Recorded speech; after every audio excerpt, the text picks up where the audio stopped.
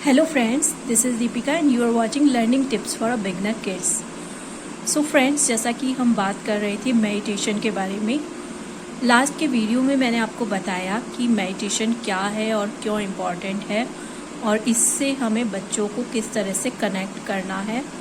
जैसा कि मैंने बताया कि गॉड वन होते हैं और वो हमारे एज ए फादर हैं और एज ए फादर की तरह अगर हम उनसे कनेक्ट हों और उनसे डेली बात करें, उन्हें अपने साथ रखें, वो जो कहते हैं वो सुने और जो वो कहते हैं वो हम करें, तो हम उससे कनेक्ट हो सकते हैं। मैंने आपको बताया कि जैसे पॉइंट ऑफ लाइट जिसे हम कहते हैं निराकार शिव, तो उनसे हमें अपने को कनेक्ट करना है। अब हम अपने आप को कनेक्ट तब कर सकते हैं जब हम पहले खुद से कनेक्ट होंगे।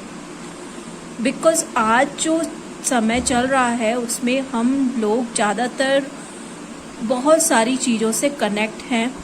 ऑलमोस्ट टाइम हम मोबाइल्स के साथ हैं, टीवी के साथ हैं या किसी न किसी पर्सन्स के साथ हैं, व्यक्तियों के साथ हैं।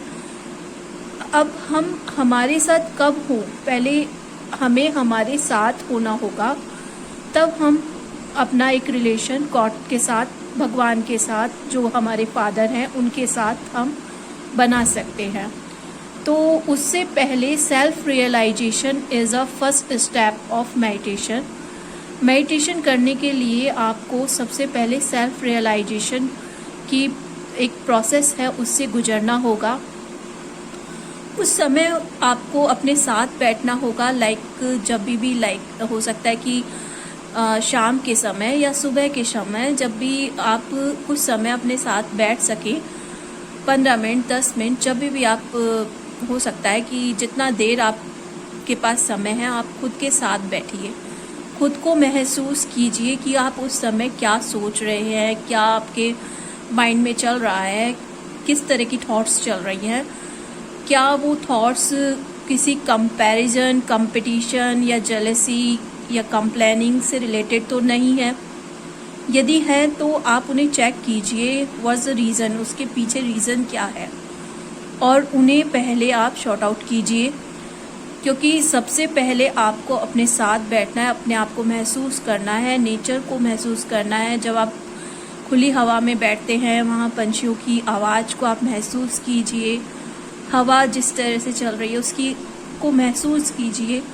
तो महसूसता की शक्ति आपके अंदर अगर होगी, रियलाइजेशन आप कर पाएंगे, तो देन नेक्स्ट स्टेप पर आप मेडिटेशन पर पहुंचेंगे। तो सबसे पहले आपको खुद के साथ महसूसता की शक्ति को जागृत करना है अपने अंदर। सो फॉर दैट, जैसा कि मैंने बताया, खुद के साथ कुछ समय बैठिए। उस समय अपनी थॉट्स को चेक कीजिए कि आप उस समय क्या सोच रहे हैं। बेसिकली सारा जो खेल है हमारी सोच का है। जितना हम पॉजिटिव सोचेंगे उतना ही हम पॉजिटिवली हमारी लाइफ में आगे बढ़ते जाते हैं। क्योंकि भगवान तो पॉजिटिव हैं और वहाँ तो कुछ भी नेगेटिव नहीं है। वेदर बच्चे कितना भी कुछ गलत करें, बट भगवान सबको एक समान प्यार करते हैं और सबके लिए पॉजिटिव एक उनके वाइब्रेशंस होते हैं। क्योंकि जैसा कि हम मंदिर में जाते हैं या कहीं गुरुद्वारा जाते हैं या चर्च में जाते हैं या मस्जिद में जाते हैं, तो एक प्योर वाइब्रेशंस हमें वहाँ जाकर मिलते हैं। तो ये प्योर वाइब्रेशंस बेसिकली होता है जब हम भगवान से अपने आप को कनेक्ट करते हैं, तो वो जो वाइब्रेशंस हमें महसूस होते हैं वही ये पॉजिटिव वाइब्रेशंस है, प्योर वाइब्रेशंस है। अब उसके लिए ये ज़रूरी नहीं है कि आप मंदिर ही जाए या गुरुद्वारा जाए या चर्च जाए या मस्जिद जाए। आप जहाँ भी हैं वहाँ अगर आप अपने आप को गॉड से कनेक्ट कर पा रहे हैं, तो आप उस प्योर वाइब्रेशंस को अपने अंदर फील कर सकते हैं। तो जैसा कि मैं बता रही थी कि सबसे पहले आपको सेल्फ को रियलाइजेशन की उस पर लेकर आना है। ये एक प्रोसेस है जिसको एक दिन में नहीं, लगातार आपको कंटिन्यूसली आपको करना होगा। सबसे पहले खुद को देखना है, खुद के जो भी आपकी थॉट्स चल रही हैं, जो भी आप देख रहे हैं, जो भी सुन रहे हैं, जो भी कर रहे हैं, वो किस रिलेटेड है। क्योंकि हमारी ज़्यादातर जो चीज़ें होती हैं वो हम लोगों को दिखाने के लिए कर रहे होते हैं, या हम किसी के साथ कंपैरिजन कर रहे होते हैं, या किसी के साथ कंपटीशन कर रहे होते हैं, या किसी की कंप्लेन कर रहे होते हैं। तो these all are negative thoughts. तो ये सारी थॉट्स को जब हम क्लोज करते हैं और केवल अपने साथ होते हैं, अब जो भी कर रहे हैं अपने लिए कर रहे हैं, किसी को दिखाने के लिए कुछ नहीं, ना ही किसी के साथ कोई कंपैरिजन, ना कोई कंपटीशन, ना कोई जेलेसी जब हमारे अंदर होगी, तो हम उस सुप्रीम सोल से कनेक्ट हो पाएंगे। बिकॉज वो इतने प्योर हैं, भगवान जो हैं, गॉड हैं, वो बहुत प्योर हैं, और उन तक पहुंचने के लिए हमारे अंदर हमें बहुत प्योरिटी को डेवलप करने की ज़रूरत होती है। अगर इन केस हमारा किसी के साथ लड़ाई है, झगड़ा है, या कुछ भी विरोध है, तो उस समय हम अपने आप को भगवान के साथ कनेक्ट नहीं कर पाते हैं, मेडिटेट नहीं कर पाते हैं, बिकॉज ऑफ उस समय हमारी ज़्यादातर थॉट्स चल रही होती है उसी व्यक्ति को लेकर जिसके साथ हमारी कुछ भी अनबन चल रही है। तो उसके लिए हमें पहले उसे शॉर्ट आउट करना होगा अपने माइंड से। बिकॉज ज़रूरी नहीं है कि आप उस व्यक्ति के साथ अपने रिलेशंस को आप सॉरी भी बोल दें, उसके बाद भी हो सकता है कि आप उस व्यक्ति के लिए सही नहीं बन पाए। पर आवश्यकता है आपको अपने अंदर से उस चीज़ को पूरी तरह से फिनिश करने की और उसे फॉरगिव करने की, उसे माफ़ कर देना ही, उसी में ही आप अपने आप को फ्री कर सकते हैं, अपने आप को सही कर सकते हैं।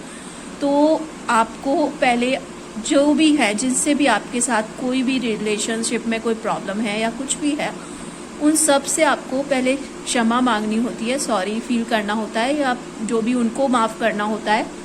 तो ये लाइक आपको समथिंग कुछ दिनों तक लगातार उनसे माफ़ी मांगकर अपनी पहले जो पूर्व जन्म के जो कर्म होते हैं या इस जन्म के होते हैं उन्हें शॉर्ट आउट करना होता है, ख़त्म करना होता है। ये आध्यात्मिकता से रिलेटेड है, स्पिरिचुअलिटी से रिलेटेड है। बट हम जब, जैसा कि मेरा ये सारा वीडियोस जो चल रहे हैं बच्चों की स्टडी से रिलेटेड चल रहे हैं, बट स्पिरिचुअलिटी भी उनके लिए एक बहुत नेसेसरी थिंग है।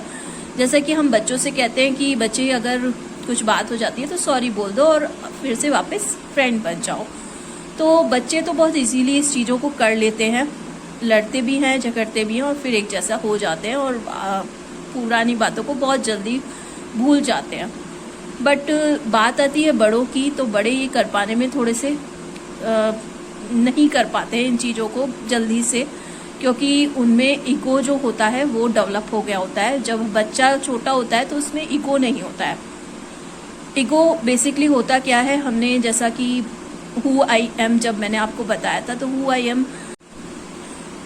में हमने अपने आप को बहुत सारी डिफरेंट हमारे ऑक्यूपेशन से, हमारे पद से, हमारी पदवी से अपने आप को बांध रखा होता है। हमें लगता है कि हम डॉक्टर हैं, टीचर हैं, या सास हैं, या बहू हैं, या जो भी रिलेशंस में हम हैं, तो हमने अपने आप को वो समझा हुआ है। तो यहाँ आकर हम प्रॉब्लम में आ जाते हैं, और इसी कारण हम अपने आप को ईगो से फ्री नहीं कर पाते। यदि हम अपने आप को एक सोल माने और सामने वाली जो भी पर्सन है उन्हें भी एक सोल माने, तो हम बहुत जल्दी अपने आप को इस ईगो से फ्री कर पाते हैं। तो सबसे पहला जो फर्स्ट स्टेप है, अपने आप को एज अ सोल हमें फील करना है, अपनी थॉट्स को चेक करना है। तो जब हम अपने आप को एज ए सोल फील कर लेंगे तो हमारे लिए बहुत इजी होगा परमात्मा से, गॉड से कनेक्ट हो पाना।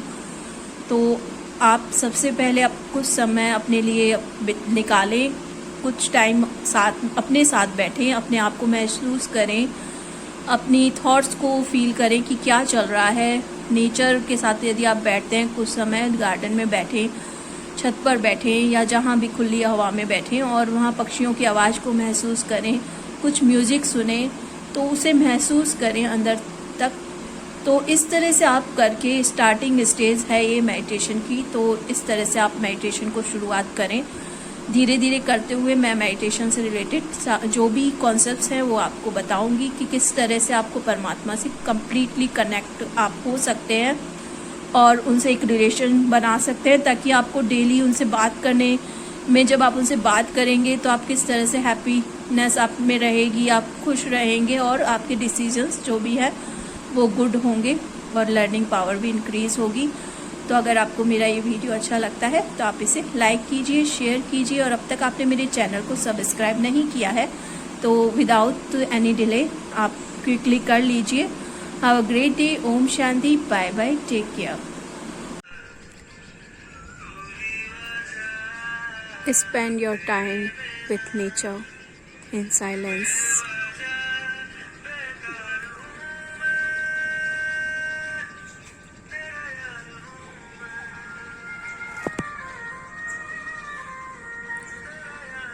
Try to listen music of nature. चिड़ियों की चहचहाट, पक्षियों की आवाजें,